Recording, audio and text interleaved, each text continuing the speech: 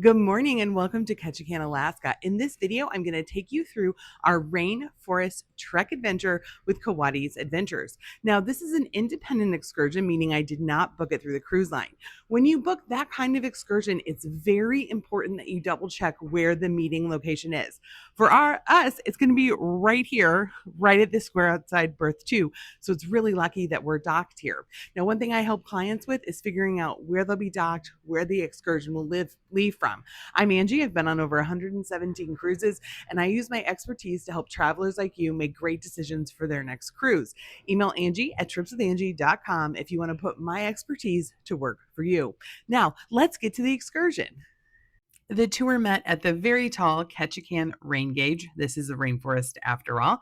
We loaded our small group into a van and headed out to the Alaska Rainforest Sanctuary. This is a privately held sanctuary to preserve the land.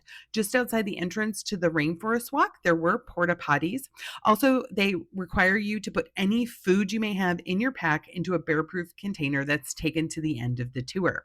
Inside the rainforest, we could hear the zip line zinging overhead, but we learned about the plants, the famous banana slug, which if you lick it, your tongue goes numb. Nope, I did not lick it.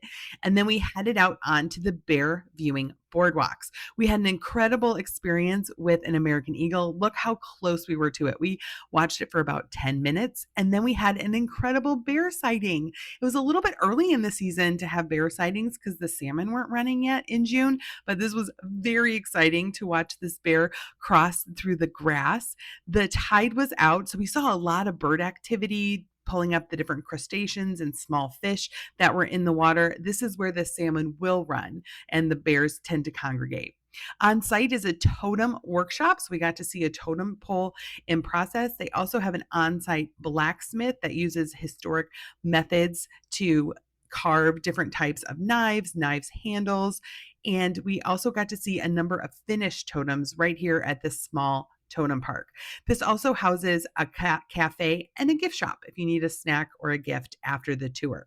We had another exciting bear sighting right underneath the totem workshop and the old sawmill. This, they believe, was a juvenile male just setting out on his own for the first time. The staff were very attentive, radioing, keeping the guests away from where the bear could potentially go, but he snuck around the bottom and ended up heading back towards the boardwalk.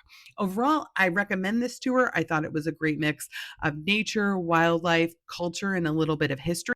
I think guests of all age would enjoy it.